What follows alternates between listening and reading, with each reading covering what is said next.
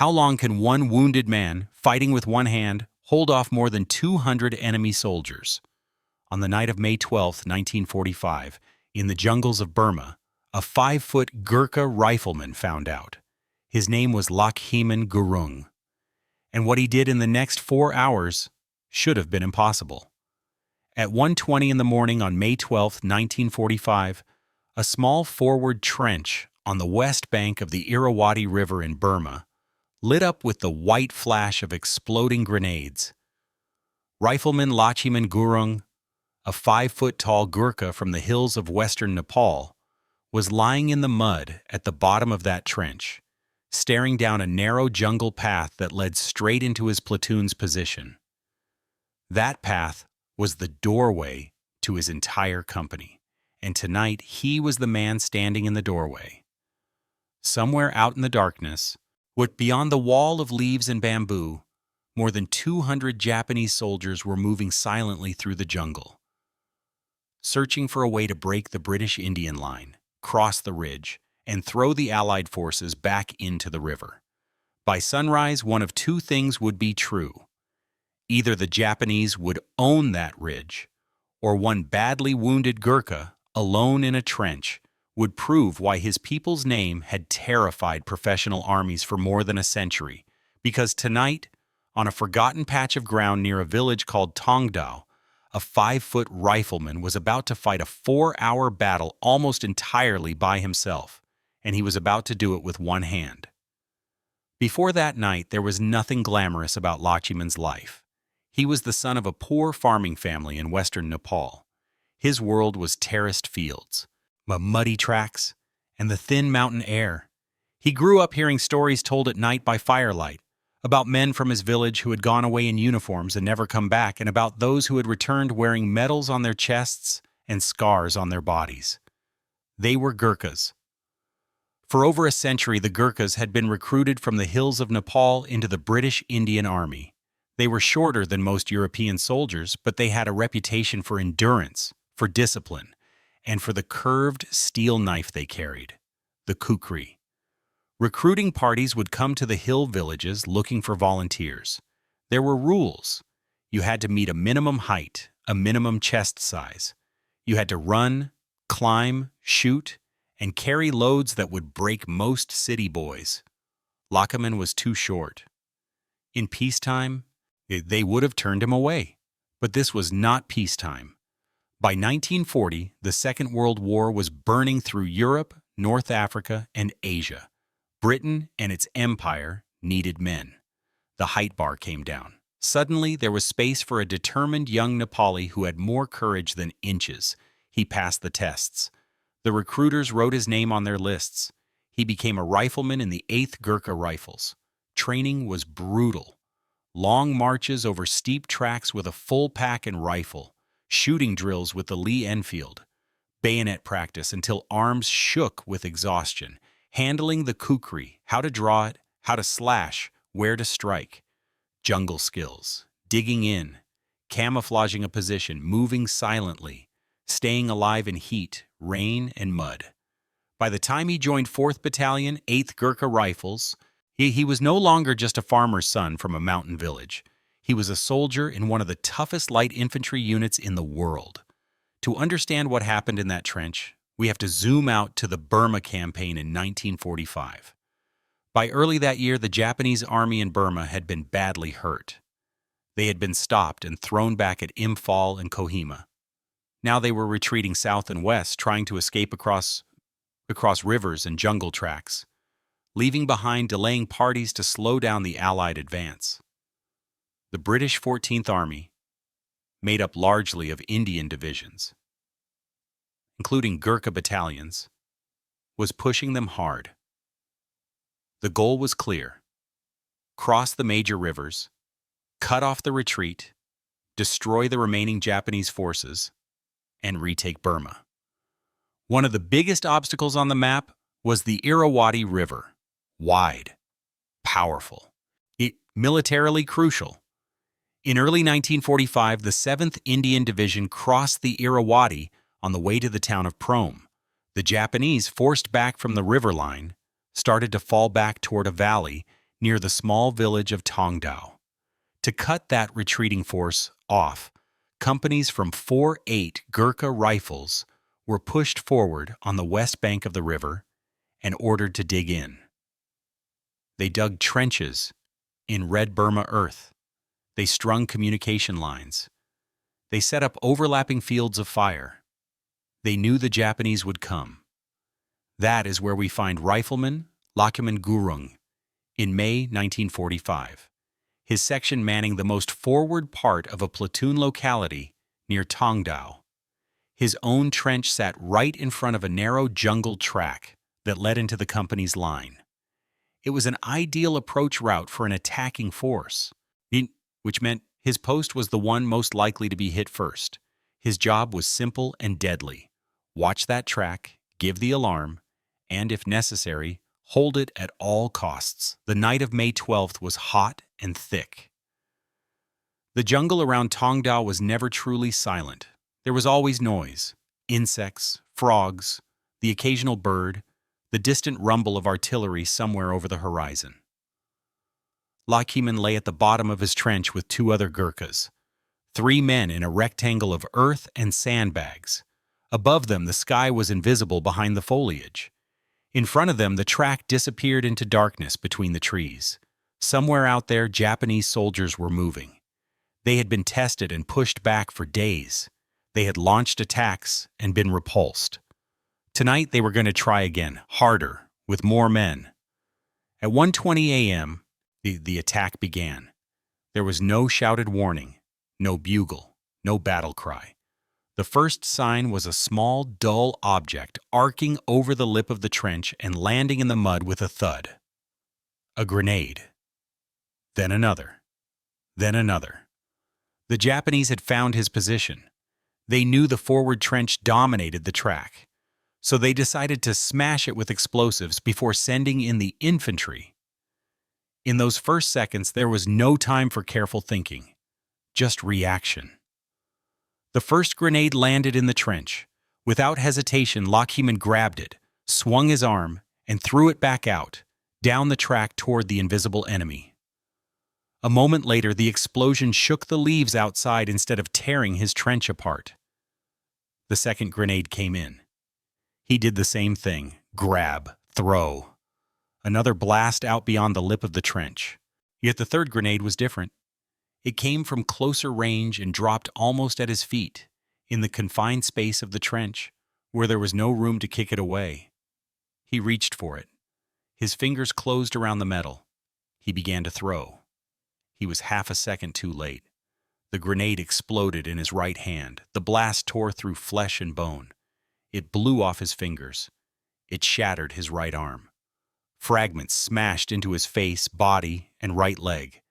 Blood sprayed the inside of the trench.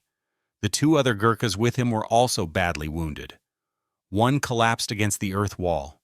The other slumped, dazed, and bleeding. In any normal scenario, this would have been the end of that position. 3 men in one small hole, all wounded, under grenade attack. A single grenade has destroyed countless posts. Tonight, it should have destroyed this one. It did not, because Rifleman Lachhiman Gurung did not fall back. He did not try to crawl away to the rear. He did not lie down and wait to die. Half-blinded, his right arm torn open and hanging useless, he forced his ruined limb down into the floor of the trench to brace himself.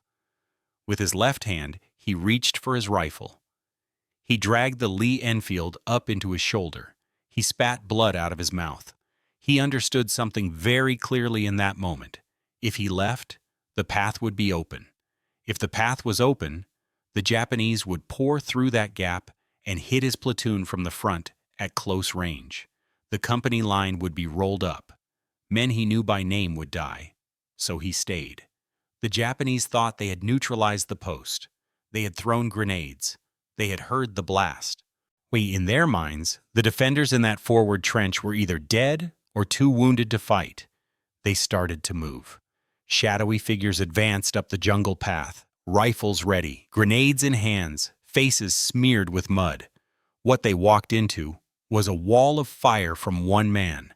From that moment until dawn, for nearly 4 hours, the narrow strip of ground in front of his trench turned into a killing zone. Lachhiman worked the bolt of his Lee Enfield with his left hand.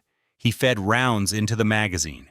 He aimed at shapes appearing in the darkness at almost point-blank range. Every time a Japanese soldier showed himself on that track or near the edge of the foliage, he pressed the trigger. Men fell. The enemy threw more grenades. They tried to silence the trench with blast and shrapnel. They fired into the position. Fragments tore more flesh. The air filled with smoke and dust. He kept going. He shifted position, dragging himself along the bottom of the trench, using his destroyed right arm as an anchor and his left hand to control the rifle. Mud and blood mixed under him. During the whole time, he shouted into the darkness, in defiance and challenge, the words that would later echo through his story. "Come and fight a Gurkha," not whispered, not moaned, spat in the direction of the men trying to reach him. It was a challenge, a taunt, and a warning. "I am here. I am not running. If you want this line, you will have to take it from me directly." The Japanese attacked in waves. They tried to rush the trench, hurling grenades, firing from the hip. Each time they were met by the same thing: a wounded man in a trench, fighting with one hand, firing at almost point-blank range. Bodies began to pile in the narrow strip of ground in front of the post. If you are still listening at this point in the story, you are the kind of person who doesn't look away when history gets uncomfortable. If you want more real stories like this one, not movie scenes, not fiction, but true accounts of men who actually stood and fought, do one quick thing that genuinely helps. Hit the like button right now and subscribe after the video. It tells YouTube that this kind of history is worth showing to more people. Now back to the trench at Taungdaw. As the night dragged on and the hours passed, the Japanese realized something was wrong with their plan. They had expected their grenades to silence the most forward post. Instead, every time they tried to use that jungle path, they stepped into the line of fire of a man who refused to fall. Reports after the battle state that the main weight of the attack fell on Gurung's section, and that his post, dominating the track, took the brunt of the assault. The Japanese believed if they could break this post, the platoon front would crack open. They were half right. It was the key. They were wrong about how easy it would be. Behind him, deeper in the company line, other positions were also under fire: mortars, rifles, machine guns. The whole platoon was fighting for its life, but they were not overrun. They had time to adjust, to shift reserves, to brace, because one small rectangle of earth at the very front refused to collapse. In that rectangle, the situation remained the same for hours. One wounded Gurkha lying in the mud, and reloading and firing with his left hand, surrounded by shattered sandbags and the bodies of attacking enemy soldiers. Every attack took more from him. Every shot cost effort and pain. But every attack he stopped reduced the number of men who could reach his comrades farther back. By the time the sky began to lighten and the darkness turned to gray, the surviving Japanese soldiers had had enough. They broke off the attack and fell silent. The forward Gurkha positions held. The line at Taungdaw did not fall. When other soldiers finally reached his trench and looked over the lip, the scene that met them was brutal and simple. A small hole in the ground, partly caved in, with 3 badly wounded Gurkhas in it, and more than 30 Japanese bodies lying in front of it, stacked along the path and among the bushes. Most of those bodies had been hit at very close range. They had been stopped by one man. The battle moved on. The Irrawaddy crossing succeeded. The Japanese retreat in that area failed. The Burma campaign pushed south. On paper, the night in that forward trench near Taungdaw became a few sentences in an after-action report. In real life, it became something else. Lachhiman Gurung's officers recommended him for the highest award for gallantry in the face of the enemy, the Victoria Cross. The official citation described the scene in careful military language. It spoke of the most forward post of the platoon. It noted that the position was attacked by at least 200 enemy. It recorded that innumerable grenades were thrown into the trench, that he was severely wounded in the face, indeed, body and right leg, and that he continued to fire his rifle with his left hand for 4 hours, killing 31 of the enemy and saving his position. Dry words. But behind each phrase is something human. Most forward post means the place you send the men you trust most, because if that position breaks, the rest of the line is in danger. At least 200 enemy means the man in that trench knew he was vastly outnumbered, and he decided that it changed nothing about his duty. Severely wounded means his right hand destroyed, his arm shattered, his body bleeding in multiple places, his vision damaged, and still choosing to stay in place. 4 hours means not one moment of bravery, but an unbroken chain of thousands of separate decisions to keep going, shot after shot, minute after minute, from 1:20 in the morning until dawn. Yet this was not a quick cinematic 5-minute firefight. This was a marathon of willpower in the dark. In December 1945, later that year, in Delhi's Red Fort, the Viceroy of India, Field Marshal Lord Wavell, pinned the small bronze cross of the Victoria Cross to the chest of a slim Nepali rifleman. Imagine that journey, laid out in 3 images. A village in western Nepal where a boy too short for the old army standards grows up listening to stories of Gurkha bravery. A muddy trench in the Burma jungle where that same boy, now a man, jams his ruined arm into the dirt and shouts, "Come and fight a Gurkha!" at 200 enemies. A ceremony in a historic fort where that man in a pressed uniform stands quietly while the highest award his army can give is placed over his heart. After the war, yet the Gurkha regiments that had served the British Indian Army became part of different armies. The 8th Gurkha Rifles joined the new Indian Army after independence. Lachhiman continued to serve for a time, then eventually retired from military life. His post-war years were not spent in palaces or on movie sets. Like many Gurkha veterans, he lived modestly. He returned to Nepal, then later moved to the United Kingdom under settlement schemes for Gurkha ex-servicemen. He lived in a simple house in West London, a long way from the trench at Taungdaw. In Britain, he became an important symbolic figure in the campaigns for fair treatment of Gurkha veterans, for basic rights, for pensions, for the ability to settle in the country they had fought for.